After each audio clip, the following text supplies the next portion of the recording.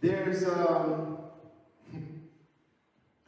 there's a lot of people that have fallen into the problem of judging Christianity through the people that believe in it.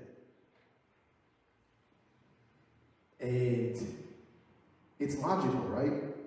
If you're a witness and you claim to be one, but your life doesn't show anything of that belief, people say, what? You're a hypocrite. Some of us have turned people away from Jesus Christ by the things that we say and do, and we don't even realize it. We get tradition, we get our family values, we get our politics, our ethnicity, whatever it is, we get it confused for what we actually believe. And people who don't know Christ are also confused and go, I don't want to be part of that. I don't want to be part of that. You know, it's said that Gandhi attended a Christian school and became disillusioned. He's believed to have said, I would have been a Christian if it had not been for Christians. He actually said that he likes Jesus Christ, but he doesn't particularly like the Christians. That's a sad statement. Because you're saying you're a disciple and a follower of Christ, and people don't like you, there's a problem, isn't there?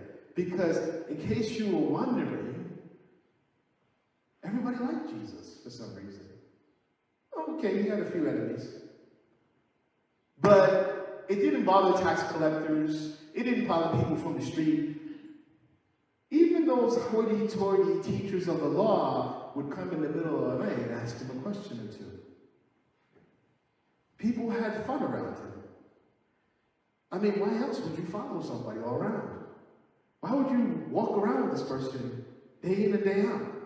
There must have been something about him that attracted people to him, including those 12 disciples that went out on fire to change the world. You see, sometimes we forget who Christ is, and in the process, we forget what a Christian actually is. Now, I just want to conclude with this. There's a lot of things that we can do in this world. But one of the pinnacles of our lives, one of the purposes, the main purposes of our lives, is to be a witness to what Jesus Christ has done and is doing in this world. That doesn't mean you have to be a preacher. That doesn't mean you have to fly across the globe somewhere. That means that wherever you're at, wherever God has placed you, whether it's as a teacher or a nurse or a doctor or an engineer or an architect or wherever you are, or a musician or an artist, God has placed you there to be a witness, to use the talents, to use the abilities that you have, to witness to other people. So as we conclude this service, remember something. People are watching you. They're watching to see whether what you believe aligns with how you live. Because if you say that you believe this, and you're going and you're saying, I'm a Christian, look at me, but your life does this, everyone's going to notice it. They're going to see that misalignment in your life. Now, it doesn't mean that we're always perfect, and it doesn't mean that we're sitting on some mountaintop, and nothing bothers us. No, but it does mean that something has to align. So, to be a witness for Christ, first off, you need to know who he is. That's a good start. You have to know that you believe in him. You have to say something. And you have to be something. You have to be something. In your character, in your being. The first call, though, is to become a Christian. So until we've been born again, as it says in the New Testament, when Jesus is talking to that teacher of the law, Nicodemus, he says, you must be born again. Why? Because it's not us necessarily that's doing the work. It's Jesus Christ. It's his Holy Spirit that does the work in us to give us a new character, a new person, a newfound peace, a newfound joy, a contentment that goes beyond the things that we try to content ourselves with. A life. I am the way, the truth, and the life, Jesus says. Have you ever stopped to think about what that verse actually means? You have found the way, the truth, and the life. The question is, will you be a witness to that? Will you tell somebody? Will you live like that's actually true in your life? That's the question.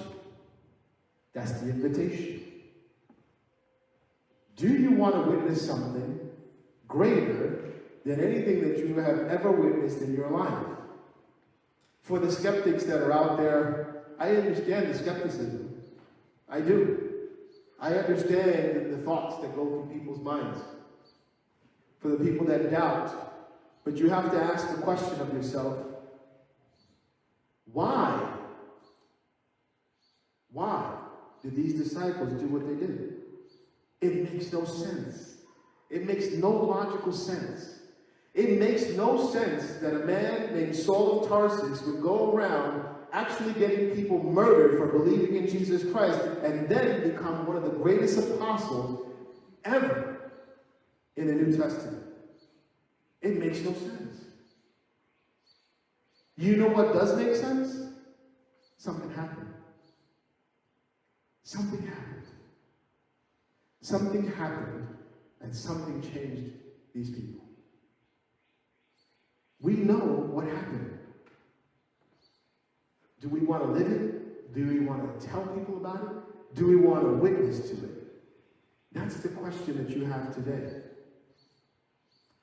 I invite whoever is not a Christian to come and join us. We're not all miserable. We're not all judgmental. We're not all stuffy. You'll be surprised. You'll be surprised. If you leave your hands in Jesus Christ, you will never be bored. You will always be challenged. And you will definitely grow. That is what we have to offer you today. Jesus Christ conquered death for you and for me. We found the way, the truth, and the life, and we are inviting you into it. The choice, of course, though, is yours.